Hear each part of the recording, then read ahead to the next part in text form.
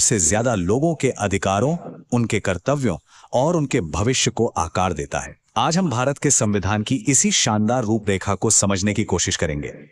चलिए इन शब्दों में थोड़ा और गहरे उतरते हैं। ये सिर्फ शब्द नहीं है, ये हमारे संविधान की आत्मा है। हम भारत के लोग, इसका सीधा सा मतलब है कि जो भी ताकत है वो किसी राजा या बाहरी शक्ति से नहीं, बल्कि सीधे भारत के नागरिकों से आती है। तो ये सिर्फ एक कानूनी किताब नहीं, बल्कि हम सबका खुद से किया हुआ एक वादा है। तो इस विशाल दस्तावेज को समझने के लिए हम इसे 5 आसान हिस्सों में तोड़कर देखेंगे।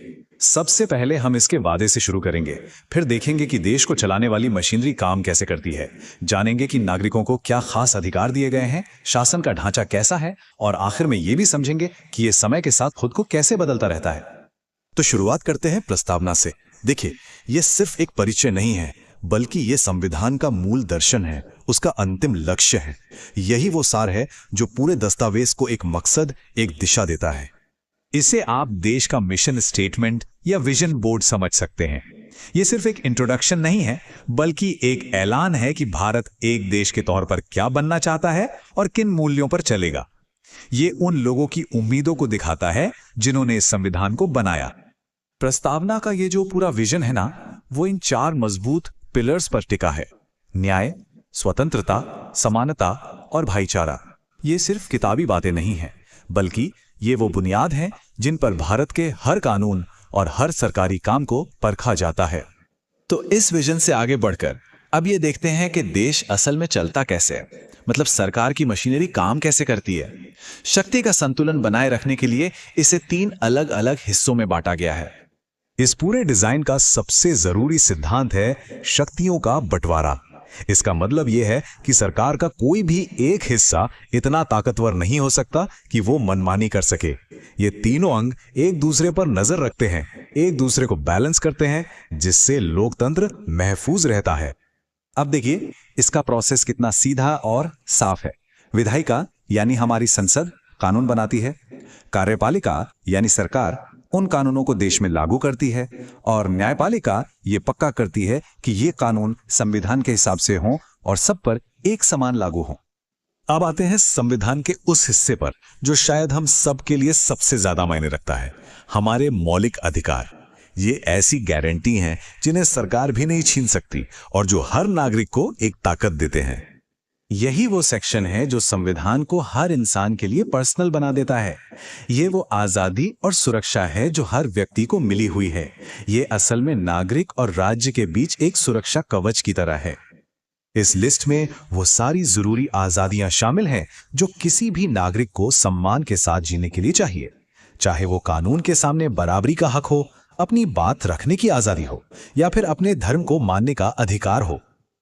और सबसे कमाल की बात यह है, संविधान सिर्फ अधिकार देता नहीं है, बल्कि उन्हें बचाने का एक जबरदस्त तरीका भी देता है। आर्टिकल 32 के तहत अगर किसी के मौलिक अधिकार छीने जाते हैं तो वो सीधे सुप्रीम कोर्ट जा सकता है। ये एक ऐसा अधिकार है जो बाकी सभी अधिकारों को ताकत देता है। चलिए अब आगे बढ़कर देखते हैं कि संविधान भारत जैसे विशाल और विविधता से भरे देश को चलाने का ढांचा कैसे तैयार करता है। ये केंद्र और राज्यों के बीच ताकत को कैसे बैलेंस करता है, आइए समझते हैं। ये जो संरचना है जिसे संघवाद या फेडरलिज्म कहते हैं, ये एक बड़े परिवार की तरह काम करती है। केंद्र सरकार पूरे परिवार यानी पूरे देश के बड़े फैसले लेती है, जबकि राज्य सरकारें अपने अपने हिस्से यानी राज्यों के स्थानीय मामलों को संभालती हैं। इससे देश की एकता भी बनी रहती है और स्थानीय जरूरतें भी पूरी होती हैं। और यहां आप शक्तियों का बंटवारा बिल्कुल साफ साफ देख सकते हैं। देश की सुरक्षा, विदेश नीति, करेंसी जैसे बड़े मुद्दे केंद्र सरकार के पास हैं। वहीं दूसरी तरफ पुलिस, स्वास्थ्य, खेती जैसे विषय जो सीधे लोगों की रोजमर्रा की जिंदगी से जुड़े हैं, वो राज्य सरकारों के पास हैं। और आखिर में बात करते हैं इस ब्लूप्रिंट की शायद सबसे खास बात की, और वो है समय के साथ बदलने की इसकी काबिलियत। ये कोई पत्थर की लकीर नहीं है। हमारे संविधान निर्माताओं ने कितनी दूर की सोची थी। वो जानते थे कि वक्त बदलेगा, समाज बदलेगा, नई जरूरतें आएंगी। इसीलिए उन्होंने इसे एक ऐसा जीवंत ढांचा बनाया जो भविष्य की जरूरतों के हिसाब से खुद को ढाल सके। लेकिन हां, संविधान को बदलना आसान नहीं है। इसके लिए खास प्रक्रिया है जिसमें संसद में विशेष बहुमत की जरूरत होती है। ऐसा इसलिए किया गया है ताकि संविधान के मूल सिद्धांतों को किसी भी तरह की जल्दबाजी में ना बदला जा सके। और ये एक नंबर 106 ये अपने आप में एक कहानी कहता है।